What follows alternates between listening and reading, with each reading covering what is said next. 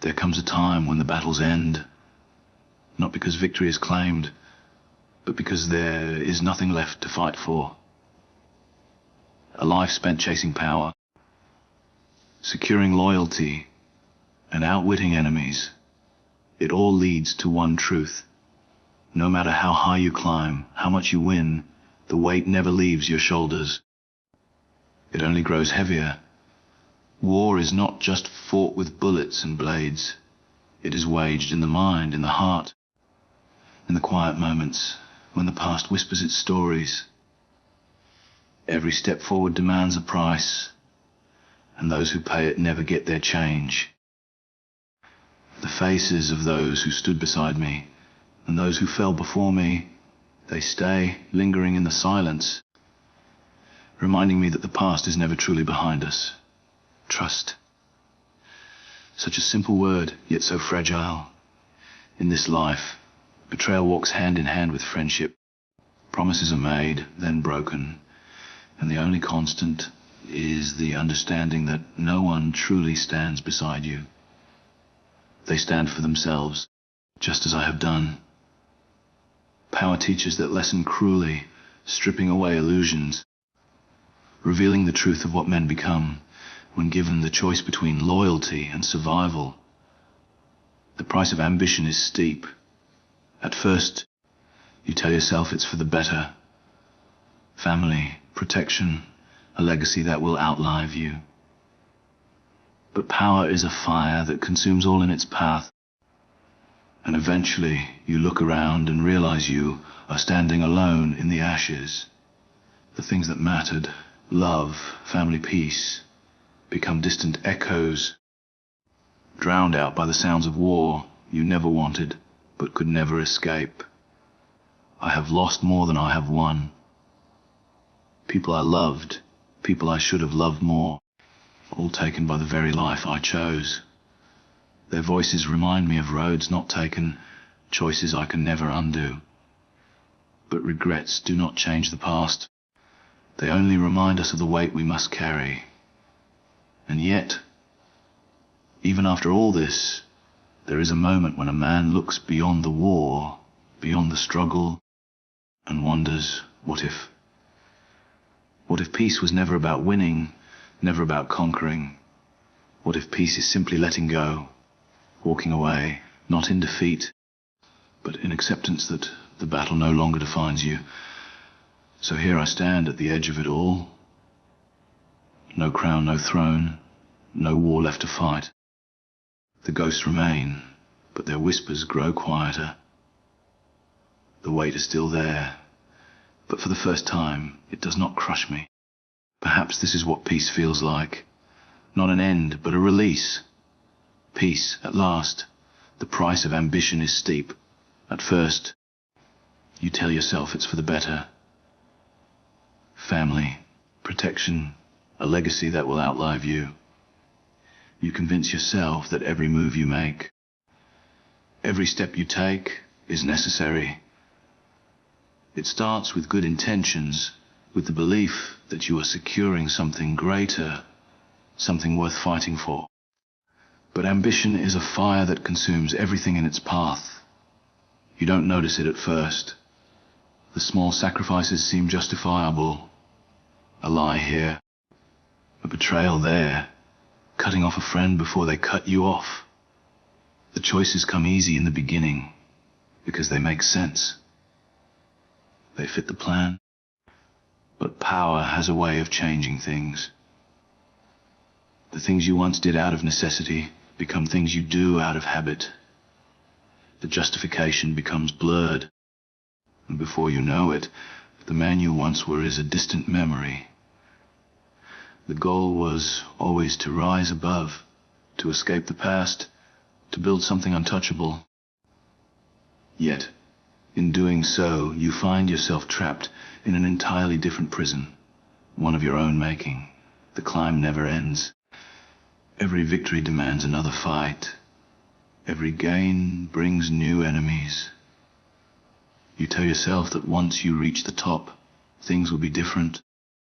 That one more job, one more deal, one more war will be the last. But the truth is, there is no top.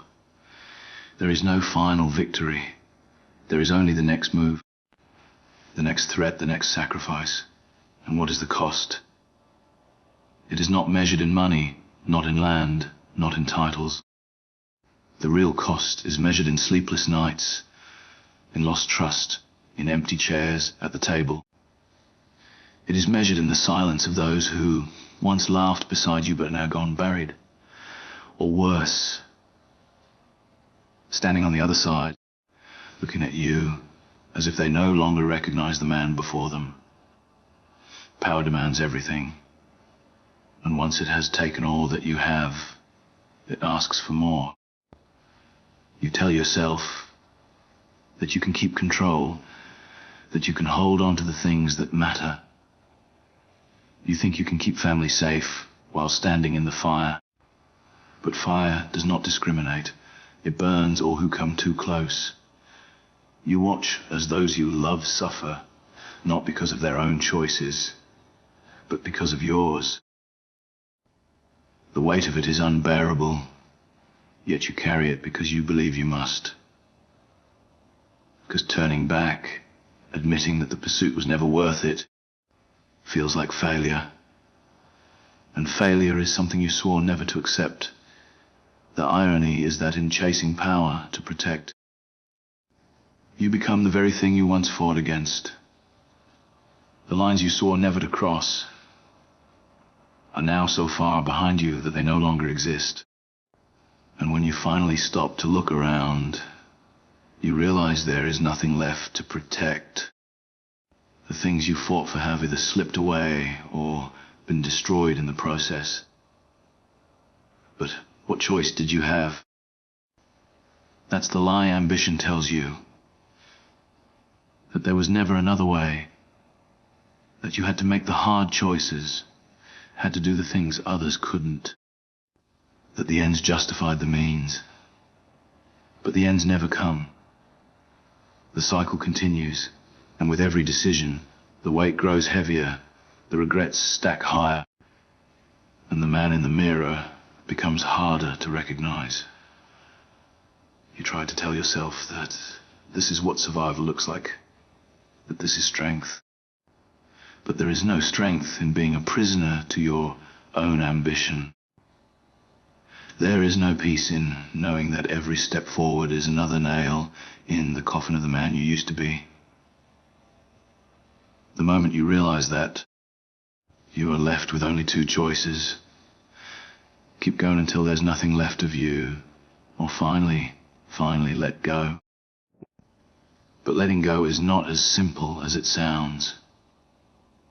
When your entire life has been built on ambition, when every decision has been driven by the pursuit of power, stepping away feels like death.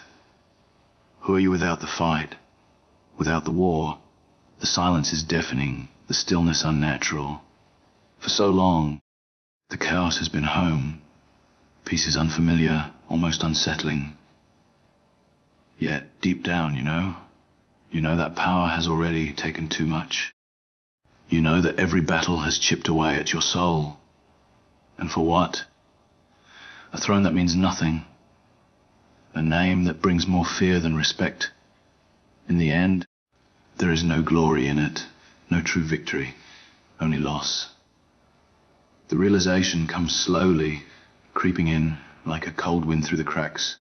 It is not a moment of revelation, not a sudden clarity, but a quiet understanding that the fight is no longer worth it, that the price is too high, that the only way to truly win is to walk away, not in surrender but in acceptance. Acceptance that peace does not come from power. It never has. It comes from knowing when enough is enough, when the war has taken all it can and you refuse to give it anything more. That is the true cost of ambition. And that is why, when the time comes, you must be willing to pay it with the only thing left, letting it go. Loss and regret are the burdens that no man can outrun. They do not come all at once, but rather build slowly, creeping into the spaces between victories, settling in the quiet moments when there is no more noise to drown them out. At first, loss feels like something external, something that happens to other people, to enemies, to those who are too weak to keep up. But as time passes, the faces begin to change. The ones who disappear are no longer nameless, no longer distant. They are family, friends, those who stood beside you when the road was just beginning. And each time another one is lost, a piece of yourself goes with them. Regret follows close behind. It is not always immediate, not always acknowledged. At first, you tell yourself that everything happened as it had to, that the choices made were necessary, that every betrayal, every decision, every sacrifice was the cost of survival. But there comes a time when the weight of it all becomes too heavy to ignore. When you look back and see not just the men you fought against, but the ones you fought beside, the ones you should have saved but didn't. And no matter how much power, how much wealth, how much control is gained, it will never be enough to bring them back. There is a certain cruelty in the way regret lingers. It does not come in a single moment of realization, but in flashes. When passing by an empty chair, when hearing a familiar song, when catching a glimpse of something that reminds you of what was lost.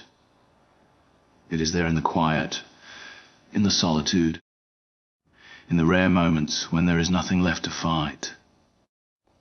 Because that is when the ghosts return, not as vengeful spirits, but as reminders of the choices that can never be undone. The worst part is knowing that things could have been different, that a single decision, a single moment of hesitation, of mercy, could have changed everything. That the words left unspoken, the apologies never given, the hands never reached for, these were the real failures. Because in the end, the war, the power, the control, it was never truly worth it. Not when the cost was measured in the people who mattered most. But regret is not just about the past. It is about what remains.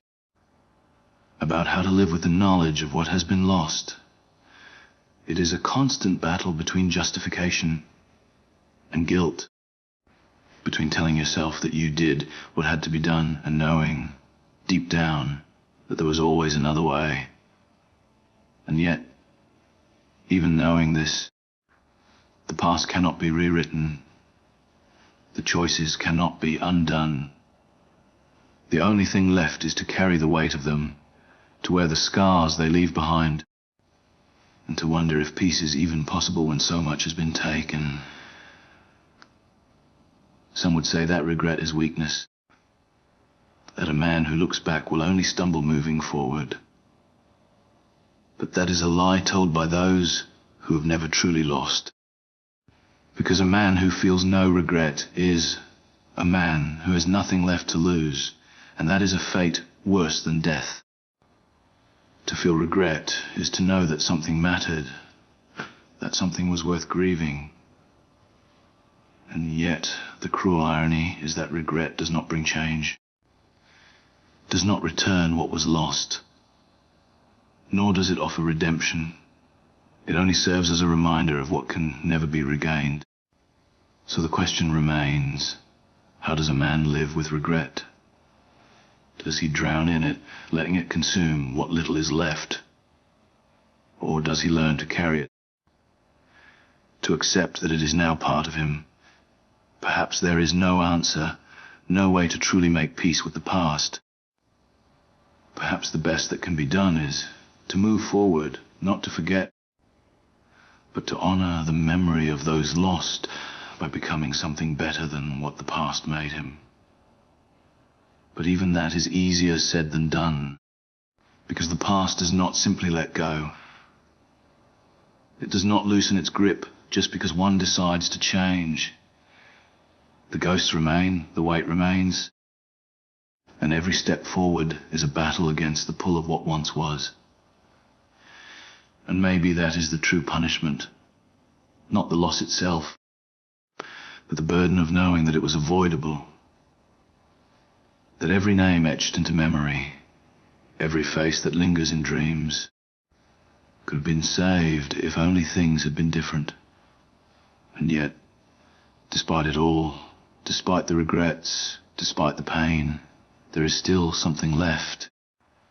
A chance, however small, to make sure the same mistakes are not repeated. To ensure that those who remain do not suffer the same fate. Because if regret has any purpose at all, it is to serve as a lesson. A warning of what happens when ambition blinds, when power consumes, when the cost of survival becomes too great. In the end, loss is inevitable. Regret is inevitable. But perhaps what matters is what is done with them. Whether they become chains that drag a man down, or whether they become the reason he finally learns what truly matters. Letting go is not easy. It is not something that happens in a single moment, not a decision made and carried out in an instant. It is a process, slow and painful, one that requires a man to confront everything he has built, everything he has fought for, and ask himself whether it was ever truly worth it. The hardest part is not walking away. It is accepting that after all the battles, all the sacrifices, all the victories, the fight was never the answer. For so long, survival depended on holding on. Holding on to control, to power, to the idea that the only way forward was through force and determination. Letting go was never an option. Letting go meant weakness. It meant surrender. And surrender was not something that could be afforded in a world where every moment was a battle, where every decision had to be calculated, where trust was a luxury too dangerous to indulge in. To survive, one had to hold on to everything. Every grudge, every advantage, every piece of power that kept the world from closing in. But the truth is, holding on is just another kind of prison. It is a weight that never lessens, a burden that grows heavier with each passing day. Power is not a prize, it is a chain, one that wraps tighter and tighter until there is no room to breathe. The fight never ends because power must be maintained. There is always another threat, always another enemy, always another war waiting just beyond the horizon. And the worst part is that the enemies are not always from the outside. Sometimes they are the very people once trusted. Sometimes they are the ghosts of the past. And sometimes the enemy is the man staring back in the mirror. Letting go means admitting that the war is over. It means understanding that the constant struggle, the endless pursuit of control, is nothing more than a cycle that leads nowhere. But it also means facing the consequences of everything that came before. It means reckoning with the people lost, the choices made, the things done in the name of survival. That is why so many never let go. Because to do so is to confront the truth. And the truth is often unbearable. But there comes a point when the weight is too much, when the exhaustion settles in, not just in the body, but in the soul. The realization creeps in slowly at first, in quiet moments when the world is still. It is there in the silence of an empty room, in the absence of voices that once filled the space. It is there in the way victories feel hollow, in the way power begins to taste like dust. And then, one day, it is undeniable. The fight is no longer worth it. The power is no longer worth it. The ghosts are too many, and the cost is too high. But walking away is not easy. The world does not simply allow a man to leave behind what he has built. There are debts that must be paid, people who will not understand, those who see leaving as betrayal. And then there is the fear of what comes next. Because when a man has spent his entire life fighting, who is he without the war? When every day has been spent in the pursuit of power, what is left when that pursuit ends? The unknown is terrifying, and for many, it is easier to keep fighting than to face it. But for those who do find the courage, there is something beyond the war. It is not immediate, and it is not easy, but it is real. At first, it feels unnatural, as if something is missing, as if the silence is too loud. But slowly, something shifts. The ghosts are still there, the regrets do not disappear, but they begin to fade into the background. The weight is still present, but it no longer crushes. And for the first time in a long time, there is space to breathe. Letting go does not mean forgetting. It does not mean erasing the past or pretending that the pain never existed. It simply means no longer allowing it to define every moment. It means stepping away from the cycle, choosing something different, something better. It means accepting that peace is not something that is won, it is something that is chosen. And it is the hardest choice of all, but in the end, after everything, it is the only choice that matters. The search for redemption is a path that is never straight, never simple, and never easy. It is not a single act, not a moment of clarity where all sins are washed away, but a long, painful journey that tests a man in ways he never expected. It begins with recognition, the understanding that the things done in the past cannot be undone, that the choices made, the lives affected, the pain caused, all remain etched into the very foundation of his existence. There is no escape from it. No amount of money, no amount of power, no level of control can erase what has already been written. And yet, despite this, the desire for redemption lingers. Because deep down, even the most hardened men know that a life built on destruction cannot lead to peace. But what does redemption even mean? Some believe it is about making amends, about righting the wrongs of the past. But how does a man do that when the damage cannot be undone? When the people hurt are gone, when the bridges burned have turned to ash, when the choices made have left scars too deep to heal. Apologies mean nothing when spoken to the dead. Regret does not bring back the lives lost. And the past, no matter how much one wishes it, does not grant second chances. So redemption must be something else. It must be about what comes next, about choosing a different path, even when the weight of the past makes it feel impossible, about trying, in whatever way is still possible, to build something better than what was before. It is not about seeking forgiveness, because forgiveness is not owed. No one is entitled to it. No man, no matter how much he regrets, has the right to expect absolution.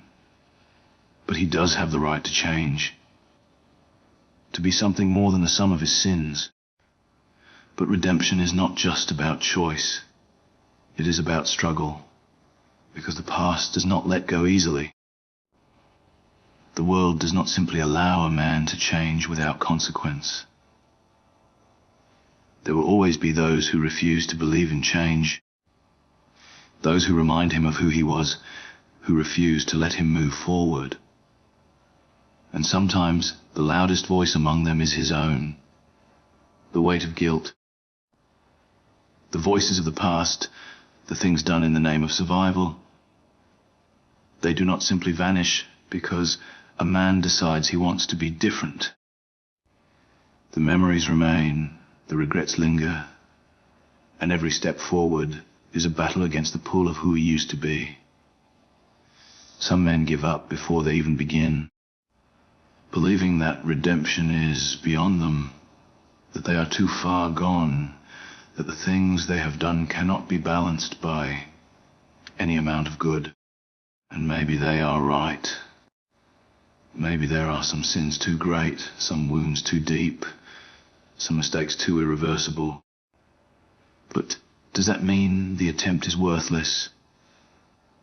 Does that mean a man should remain in the darkness simply because he has spent so long there? Or does it mean he must fight even harder, knowing that he may never find peace, but refusing to allow the past to dictate the rest of his life? Redemption is not about wiping away the past. It is about carrying it differently. It is about accepting the weight, the guilt, the pain, and still choosing to do better. It is about understanding that there is no erasing what has been done, but there is still time to shape what remains. And even if the past can never be undone, the future is still unwritten. But even knowing this, redemption is not guaranteed. A man can fight for it, can bleed for it, can sacrifice for it, and still never find the peace he seeks. Because redemption is not something that is granted. It is not something that is given by others. It is something that must be lived every day, in every choice, in every moment.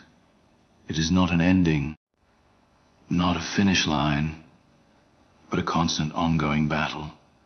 And maybe that is the hardest part of all, knowing that the fight for redemption does not end, that there will always be doubts, always be whispers, always be reminders of the past that try to pull him back. But the fight itself is proof that he is not the same man he once was. The struggle is proof that he is trying. And maybe that is all redemption truly is. Not a prize to be won, not forgiveness to be earned, but the relentless pursuit of something better, even when the past refuses to let go. Because in the end, a man cannot change what he has done. He cannot undo the choices that led him here. But he can choose what he does next. He can decide every single day to be more than his mistakes. And maybe that is the only redemption that matters. The weight of the past is something no man can escape. It does not fade with time, nor does it lessen with success. No amount of power, wealth, or control can erase the things that have been done. The past lingers, follows in every shadow, waits in every moment of silence. It is there in the faces of those who remain, in the memories of those who do not. It is in the regrets that surface when the noise dies down, when the distractions are gone, when there is nothing left but the truth of what has been lost. At first, it is easy to ignore. The world keeps moving, and there is always another task, another fight, another problem that demands attention. The mind stays occupied, focused on what comes next rather than what has already been written. But the past does not disappear simply because it is not acknowledged. It is patient. It waits for the quiet moments, for the nights when sleep refuses to come, for the brief instants when the mind wanders and finds itself face to face with the things that have been buried. There are moments when it feels distant, like a story that belongs to someone else. The things done in the name of survival, the choices made in the heat of battle, the sacrifices that felt necessary at the time, they all seem justified in the moment. But as time passes, justification begins to sound like an excuse. The reasons that once made sense begin to feel hollow. And the past, once so easy to push aside, begins to settle in the bones, in the heart, in the soul. Regret comes in waves, unpredictable and relentless. It is not just about the choices made, but about the people lost. The ones who stood beside you, who trusted you, who believed in you, only to become casualties of the life you built. Their faces never truly disappear. Their voices never truly fade. And no matter how far a man rises, no matter how much power he gathers, he cannot bring them back. He cannot undo what has been done. The weight of the past is not just about regret, though.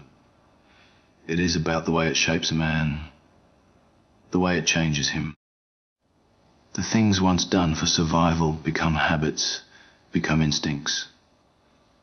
The lines that were once clear become blurred, and soon there is no difference between what was necessary and what simply became routine. The past is not just something that lingers. It becomes part of the man himself. There are those who try to outrun it, to bury it beneath new victories, to convince themselves that what is done, that there is no point in looking back. But the past does not care for willpower. It does not disappear simply because it is denied. It waits, and in the end, every man must face it, whether in a moment of clarity, in the reflection of a life spent chasing something that never brought peace, or in the final moments when there is nothing left but the truth. Every man must face what he has done. Some believe they can make amends, that redemption is possible, that the weight can be lessened through good deeds, through change, through choosing a different path. And perhaps for some, that is true.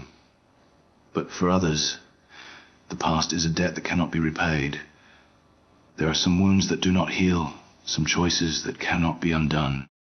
And the hardest truth of all is that sometimes there is no forgiveness, no redemption, no escape from the consequences of a life built on war, on power, on ambition. But even then, a man must decide what comes next. He can choose to let the weight crush him, to allow it to drag him down, to surrender to the ghosts of what was. Or he can carry it, accept it, and move forward despite it. Not in an attempt to erase it, but in an effort to be something more than the sum of his mistakes. Because the past, no matter how heavy, does not have to define the future. And maybe that is the only choice left. To accept the weight, to bear it without letting it destroy what remains. To live not in denial, not in the false hope of undoing what has been done, but in the understanding that the past is part of him, that it will always be there, whispering in the quiet moments, waiting in the darkness. But it does not have to be the end of the story. A man can still choose what happens next. A man can still decide how the story ends. The pursuit of power is a path that consumes everything in its way. It does not grant peace, nor does it offer security. Instead, it demands more sacrifice, more ruthlessness, more distance from the person a man once was. It is an unending hunger, a thirst that can never truly be quenched. A man does not simply acquire power and find himself satisfied. He finds himself trapped, always needing to protect what he has built, always needing to stay one step ahead of those who would take it from him. At first, power seems like the answer. It offers control in a world that thrives on chaos. It provides the means to shape one's own destiny, to ensure that no one else holds the strings. But power is not given freely. It must be taken, and once taken, it must be defended. The higher a man climbs, the more enemies he makes. The more he gains, the more others seek to take it from him. Every victory invites another challenge. Every success brings another threat. The cost of power is rarely understood at the beginning. A man tells himself that it is worth it, that the sacrifices are necessary. He convinces himself that he is different from those who came before, that he will use power wisely, that he will not fall into the same traps. But power changes a man, whether he realizes it or not. The things that once seemed unthinkable become justifiable. The lines that once existed between right and wrong blur, and soon there is no longer a distinction. The means always justify the ends, and with every step forward, the weight of the things done in its name grows heavier. The worst part of power is that it isolates. It creates a world where trust is a weakness, where loyalty is a currency that can be bought and sold. The more powerful a man becomes, the fewer people he can truly rely on. Friends become liabilities, family becomes a vulnerability, and love becomes a weapon that others will use against him. He builds walls, not just around himself, but within himself. He convinces himself that it is the only way to survive, that distance is necessary, that emotions are a luxury he can no longer afford. But in doing so, he loses pieces of himself along the way. Power demands paranoia. A man cannot simply sit at the top without looking over his shoulder. He cannot afford to trust blindly, cannot afford to make mistakes. Every decision is calculated. Every move is a step in a game where the rules are constantly shifting. And even those closest to him are not immune from suspicion. Betrayal is inevitable. It is only a matter of when, not if. The more power a man holds, the more reasons people have to turn against him. And so he watches. He waits. He prepares for the moment when even those he once called allies will become threats. The greatest lie of power is that it promises security. A man fights for it, kills for it, sacrifices everything in its name, believing that once he has enough, he will finally be safe. That once he reaches the top, he will be untouchable. But the truth is, power does not protect. It only paints a target on his back. There is always someone waiting in the shadows, always someone hungrier, more ruthless, more willing to do what he will not. And when the time comes, when the balance shifts, the same power that once made him untouchable becomes the very thing that leads to his downfall. In the end, power does not grant peace. It does not offer freedom. It does not bring happiness. It is a prison of a man's own making, a weight that grows heavier with every passing day. And yet, despite this, so many still chase it, still believe in the illusion it offers. Because to walk away from power is to admit that it was never truly worth it. It is to face the truth that everything sacrificed, everything lost, was for something that could never truly be held. But few men ever walk away. Most cling to it until it is ripped from them, until there is nothing left but the ruins of what they built.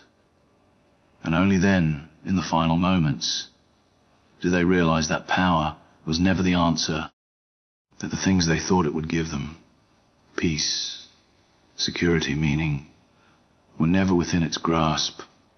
And by then, it is too late, because power does not let go. It devours. And in the end, all that remains is the man it leaves behind, empty, haunted, and alone. Loyalty is a rare thing in a world built on power, ambition, and survival. It is a word spoken often but rarely understood, an idea that is valued until it becomes inconvenient. People swear loyalty when it benefits them, when it aligns with their own desires, when there is something to be gained from it. But true loyalty, the kind that cannot be bought or threatened into existence, is a rarity. And the higher a man climbs, the more he realizes that loyalty is not as strong as people claim it to be. It is fragile, temporary, conditional. At first, it seems simple. A man surrounds himself with those he believes he can trust, those who have proven themselves, those who have stood by him through battles, struggles, and victories. He believes that because they have fought alongside him, because they have shared in the pain and the triumphs, they will always remain at his side. But power changes things. It changes people. And when the stakes grow higher and the rewards become greater, when the risks become too much to bear, loyalty begins to shift. It is not always betrayal in the way most imagine. It is not always a knife in the back, not always a grand act of treachery. Sometimes it is subtle, a moment of hesitation when there should be certainty, a glance exchanged in silence, a decision made in self-interest rather than duty. It is in these small moments that a man realizes loyalty is not as absolute as he once believed. People are loyal until they have a reason not to be.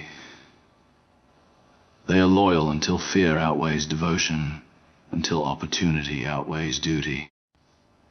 They are loyal until someone offers them something better, something safer, something that aligns more with their own ambitions. And the cruel truth is that the same people who once swore their loyalty, who once claimed they would stand beside a man until the end, will be the first to disappear when the ground begins to shake beneath him.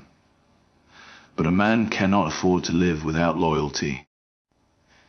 Even if he knows it is never guaranteed, he needs people around him, needs alliances, needs those who will fight in his name. So he builds his world on trust that he knows may one day break. He relies on people even as he watches them closely, knowing that the ones closest to him are always the ones who hold the most power to destroy him. Loyalty, when it is real, is more valuable than power itself. Because power can be taken, money can be lost, control can slip through one's fingers, but loyalty, true loyalty, is the only thing that can hold a man together when everything else falls apart. It is the bond that cannot be swayed by fear or temptation, the kind that remains even when there is no longer anything to be gained from it. But such loyalty is rare, almost mythical. It exists only in a few, and often a man does not recognize it until it is too late. More often than not, loyalty is tested in the worst of moments, when the walls are closing in, when the enemies are at the door, when there is blood in the water.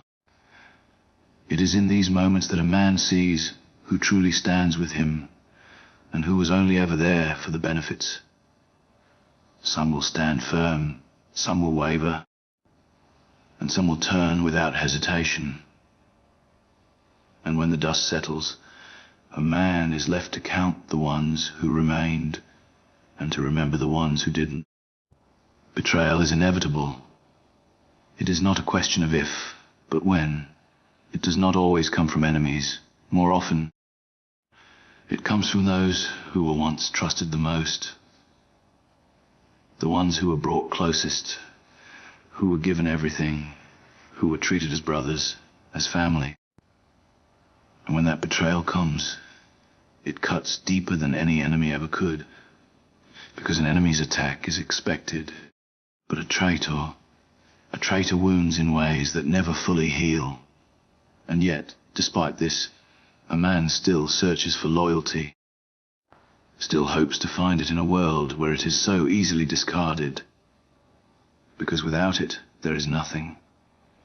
Without it, a man is truly alone. Surrounded only by those who wait for the moment he is no longer strong enough to protect himself. Without it, power means nothing, because power without loyalty is power waiting to be taken. In the end, a man learns that loyalty is never about words, is not about promises, not about oaths spoken in the heat of the moment. It is about actions. It is about those who remain when everything is falling apart, those who do not run when the fire begins to burn, those who do not flinch when standing beside him. It means sharing in his risks, in his dangers, in his burdens. That is the only loyalty that matters. But by the time most men realize this, by the time they truly understand who is loyal and who is not, it is too late. Because loyalty, once lost, is rarely found again. And betrayal, once it happens, is never forgotten.